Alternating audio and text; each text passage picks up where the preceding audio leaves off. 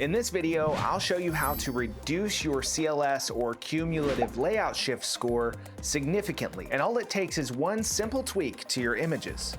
So here on PageSpeed Insights, we have this cumulative layout shift or CLS score, which is in the red.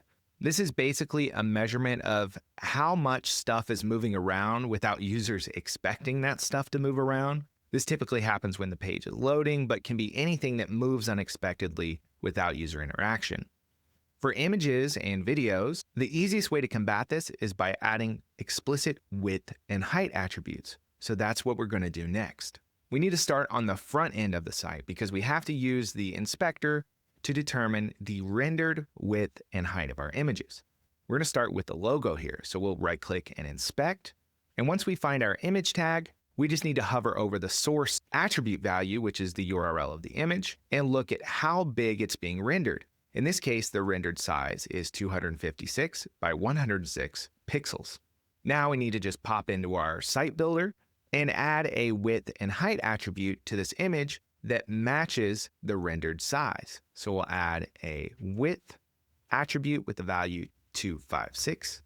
We don't have to put in a unit, so no px.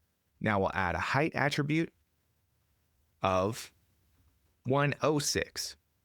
So now that will essentially eliminate any layout shift from this image loading because the rendered size will actually be reserved for the image. Instead of it starting small and getting bigger and shoving things around, the browser will reserve that space for the image.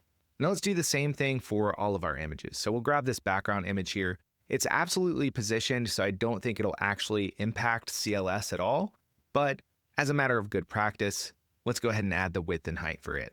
So we'll jump up to the front end and just repeat this for that image. We'll inspect, and we're going to find the source attribute for that image.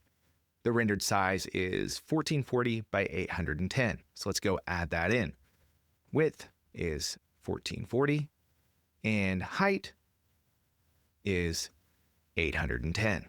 Now the one it really matters for is this image here since it's not absolutely positioned. So let's figure out what its rendered size is, which is right here in our DevTools, 398 by 597. So let's go in and add those. Width, 398. Height, 597. Now I'm just going to repeat this for the rest of the images on the page, and then we'll go retest our scores to see if our CLS has improved. So for these images, they all have the same rendered size, so this should be much faster. We'll just scroll down, right click and inspect one of these, hover over the source attribute value. It's 198 pixels by 64 pixels. So we'll do that for the first one, then we can copy and paste those settings across. So width is 198. Height is 64. Now, since we want the same exact attributes on all of those images, we can just copy the settings here, select each image, and paste those settings in. Paste here, and one more. Now we have one more image to address, which is this picture of these floating shoes. So let's scroll down and check what the rendered size of that one is. Inspect. Hover over the source, 800 by 1000, nice and easy. So let's go over here and add our width and height attributes to this one. Width, 800, add attribute, height, 1000. And there's actually one more logo image down here. So I'm just going to copy and paste the settings from this one. Copy.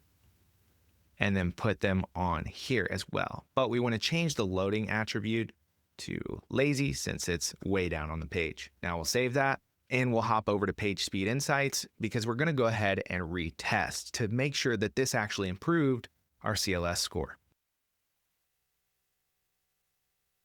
So you can see that we've already got some major improvement to the actual score itself. On desktop, we're even getting into the 90s. If we go down, we can see that our cumulative layout shift has actually improved quite a bit. It's now in the green. Now you can improve your CLS score just by making this one simple tweak.